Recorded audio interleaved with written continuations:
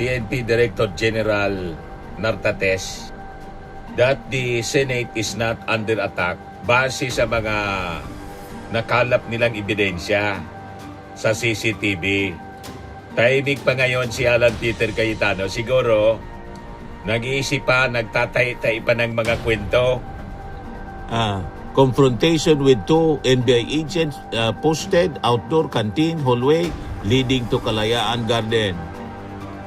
Ayan o. Ito, mga kababayan, sabi ni Remulla, all evidence niya points that there was no attack on the Senate.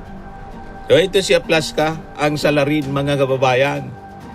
Noong May 14, sabi ni Mau Aplaska, ang warning shot po ay isang putok lang po.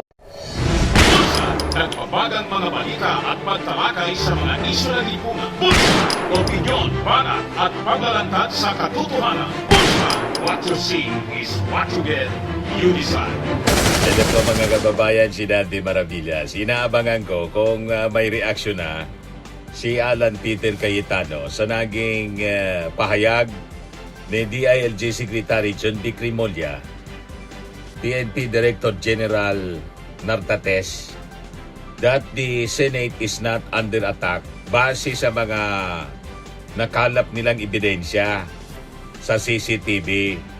Tahimik pa ngayon si Alan Peter Cayetano. Siguro, nag-iisip pa, nagtatay-tay pa ng mga kwento.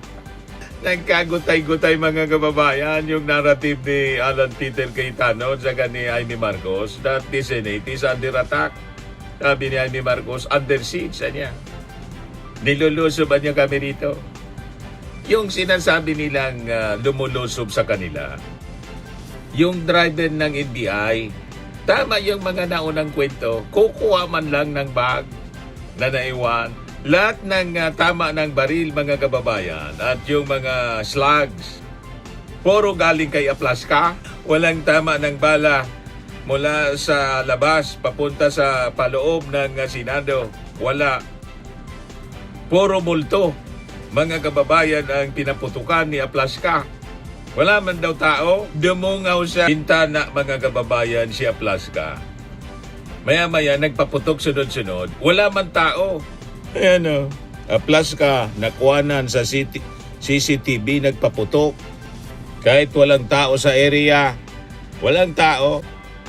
Confrontation with two NBI agents posted outdoor canteen hallway leading to Kalayaan Garden.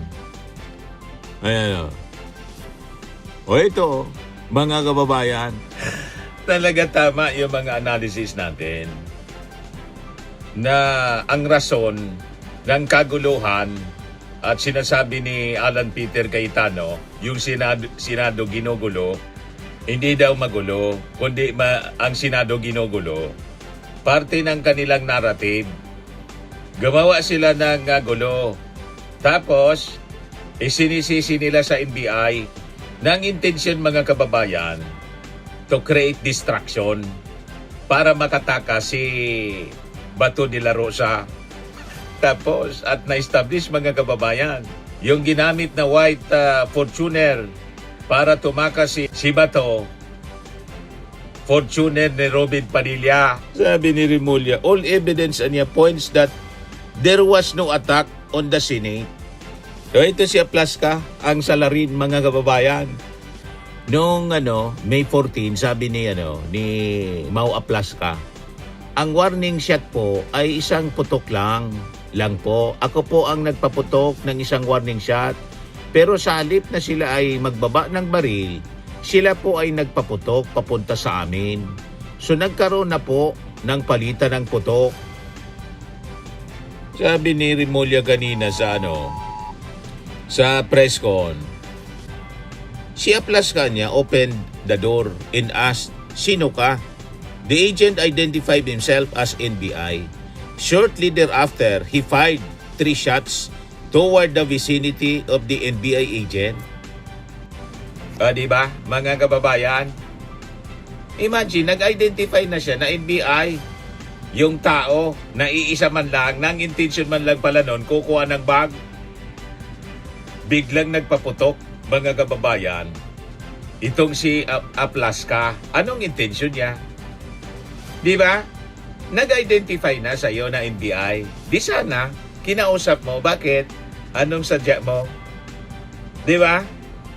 Ini yung matik, mga kababayan. Nagpaputok siya. Wala man daw yun baril. O saka, mga kababayan, talagang nag-create lang ng senaryo para magkagulo. Mag-create po ng distraction para patakasin si Bato de la Rosa. Kasabwat talaga po. Ngayon, ini-invite daw itong si Aplaska para sa investigasyon. Ayaw pumunta. Hindi daw sumipot.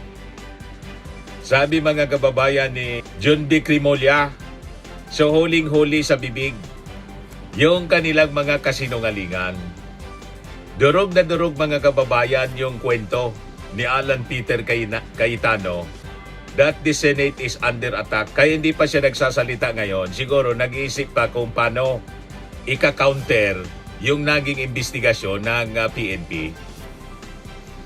Paano mo yun ika-counter na yun ang pinapakita based on facts and evidence, pinapakita ng CCTV. Kaya tama po itong panawagan ni NBI Director Matibag. Ang dapat niya mag-resign siya. Pinaparesign si Matibag. Siya niya dapat. Pinapasuspindi. Hindi resign. Pinapasuspindi mga kababayan si Matibag. Siya niya dapat. I'm the head of the NBI, kaya dapat daw suspindihin ako. Kung ganon po yung magiging basyan, ang unang suspindihin dapat si Senator Alan Peter Cayetano. Kasi dahil command responsibility niya, si Senate Sergeant at Arms. Kwenisyon ni NBI Director, Attorney Melvin Matibag kung bakit siya pinapanagot sa pagkaalis ni Senator Bato de la Rosa sa Senate premises noong Mayo 14. Gayong may command responsibility rin umano si SP Alan Peter Cayetano sa Sergeant at Arms. Ito'y matapos lumabas ang ulat na inirekomenda umano ni SP Cayetano sa Ombudsman ang pagsuspindi kay Matibag kasunod ng 6 na buwang suspension na ipinatong sa Senate Sergeant at Arms na si Mau Aplaska. Dahil dito, diritsang kunestyon ni Matibag kung bakit siya umano ang pinapapanagot. Gayong ayon sa kanya, may command responsibility rin umano si Cayetano sa mga nangyari sa loob ng Senado. Correct. Ang pinakamalaking responsibility ni Alan Peter Cayetano, yung pagpatakas mga kababayan kay Bato de la Rosa. Yon ngayon ang binubuo. Case build-up, mga kababayan ng Department of Justice. At malamang lahat ng Duterte Senators damay. Pero ang mauna, malamang si Robin Padilla at si Alan Peter Cayetano. So gumawa kayo ng sarili ninyong kaso tulad ni Sara Duterte at Digong. Pari-parihas mga kababayan ng direksyon na tinatahak ang landas at ang palad, kapalaran. Puro kasi mga kababayan utak sindikato. O di ba? Puro utak sindikato. Kaya yan ang abutin ninyo. Patong-patong na kaso. Ayan si Robin Padilla, umirit pa. Isa lang ang batid ko ng katotohanan. Ang taong ito ang nagsagip sa buhay ng nasa loob at labas ng Senado. Senator Robin Padilla came to the defense of Senate Sergeant at Arms Mau Aplaska following the shooting incident that occurred inside the Senate building, noting that he played a crucial role in ensuring that the safety of people inside and around the Senate amid the tense and dangerous situation. Ang warning shot niya at warning shot ng NBI ang nagpakalma ng sitwasyon at nagpatunay na friendly forces sila. Pareho at nagkulang sa tamang koordinasyon at komunikasyon ang kanilang mga pinuno. Hindi pinairal ng dalawang panig ang combat high, kaya't nauwi sa mapayapang pagtatapos ng kaguluhan. Alhamdulillah, walang sakripisyo na buhay sa kalituhan na ito dulot ng mga dayuhan. Nagtay-tay na naman po ng kwento si Robin Padilla. Mahilig ka kasi sa script sa pelikula. Hindi yan na obra. Kasi nahuli cam sa CCTV ang aktual na pangyayari. Kaya hindi yan uobra at may nakuha ng mga testimony. Yan na kwento mo na script na pampelikula Robin Padilla. Hindi yan uobra. Tama? Umanda ka na kasi malamang obstruction of justice ang isa sa mga kaso na isasampa sa'yo sa pagpatakas sa De La Rosa na nasa Senate custody, protective custody. Pero ngayon, wala na sa protective custody si Bato. Bakit? Kutsi mo pala ang nahuli cam. Kutsi mo yung ginamit. Kayong dalawa nahuli cam nang humarurot pa labas. Ito yung mga kuhang video, mga kababayan. Di ba? Yan. Yan yung mga kuhang video.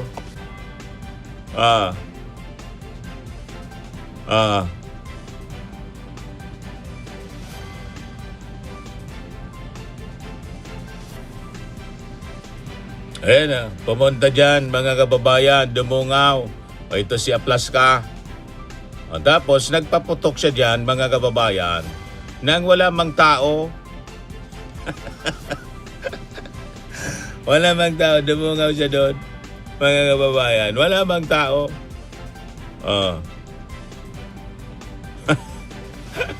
Sige lang paputok niya doon. O, nahuli cam. Mga kababayan, yung kotse ni Robin Padilla. Ito. Yun ang ginamit. Robin's car used as Bato's getaway vehicle. The Department of Interior and Local Government and PNP confirmed that the vehicle seen leaving the Senate complex around 2:30 a.m. was a Toyota Fortuner owned by Senator Robin Padilla. Tinakas niya si Bato de la Rosa. Pero ngayon, may lead na daw yung NBI. Yun ang pinaka-latest na balita. Ayan na. NBI confirms lead on whereabouts of de la Rosa.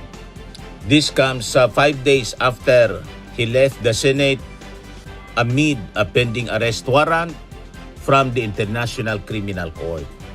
Authorities continue to monitor and search for de la Rosa, who is now being referred to as a fugitive from justice, according to NBI Director Matibag.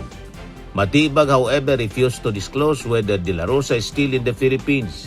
He said it would be better to ask Senator Robin Padilla, who was supposedly last seen with the senator while was under the protective custody of the Senate.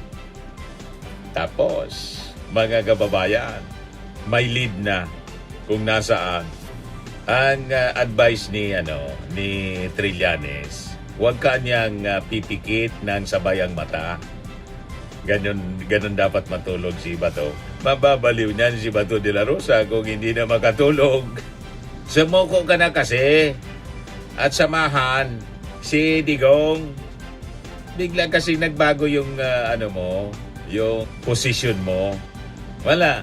Sabi nga natin, kahit anong haba ng prosesyon, sa dahig din ang tuloy niya. Di ba po, mga kababayan? At malamang, damay pati yung mga kasama. Dahil sa inyong pagnanasa, natanggalin si Tito Sen, ayan, lahat kayo ngayon mapapahamak. Damay-damay sa kaso. Sa kagustuhan kasi ninyo na proteksyonan si Sara Duterte. Di ba?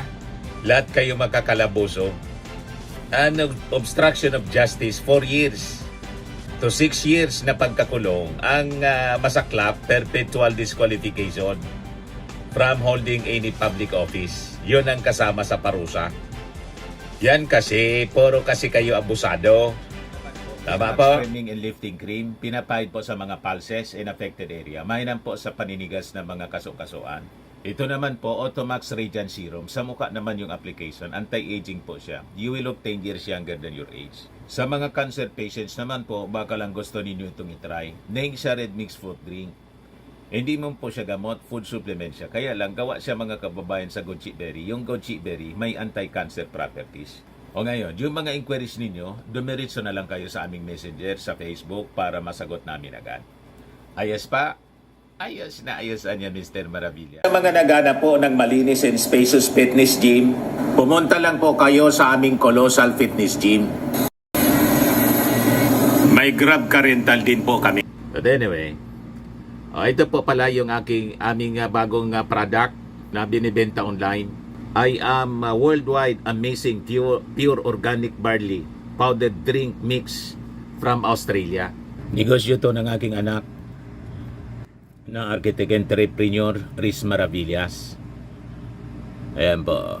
Kontakin na lang po ninyo siya, Riz Maravillas on Facebook. Ang mga health benefits niya, boost immunity, improves digestion, enhance energy levels, packed with antioxidants, prevent cancer. Ito naman po yung bago naming product na binibenta online. Eye Glow Serum, whitening po siya. Tingnan ninyo yung epekto sa aking anak na architect before and now. Yung mga inquiries po ninyo, dumiretso na lang kayo sa kanyang Facebook account, Riz Maravillas.